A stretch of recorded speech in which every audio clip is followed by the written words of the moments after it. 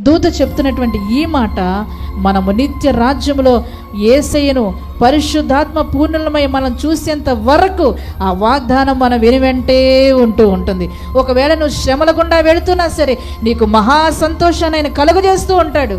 ఒకవేళ దుఃఖంలో నువ్వు నడుస్తూ ఉన్నా సరే ఆయన వాగ్దానము నిరర్ధకము కాదు, ఆయన మాట గతించిపోదు. మహా సంతోషం నేను వెంబడిస్తూ ఉంటుంది. అందుకని మనం ఏం చేస్తున్నామో తెలుసా, ఈ దినాల్లో ఒకవేళ దుఃఖపడినా సరే దేవుని వాక్యము చేత మనం ఆదరించబడుతూ ఉన్నాం, దేవుని వాక్యము చేత తెప్పరిల్లుతూ ఉన్నాం, దేవుని మాటల చేత ఓదార్చబడుతూ ఉన్నాం. కారణం ఏంటో తెలుసా, మహా సంతోషం మన కొరకు నియమించబడి ఉంది. హల్లెలూయా. సంతోషభరితులమై ఆయన సన్నిధి నిలిచే రోజున ఎల్లప్పుడూ స్తుతిగానాలతో కెరూబులతోనూ శరాబులతోనూ స్తుతించే రోజు మనకు రాబోతున్న నిరీక్షణ కలిగి ఉందుముగాక. నిశ్చయముగా ఆ దినము మనకి ఇస్తాడు. ఎందుకంటే ఆయన పరిశుద్ధుడైన దేవుడు. ఆయన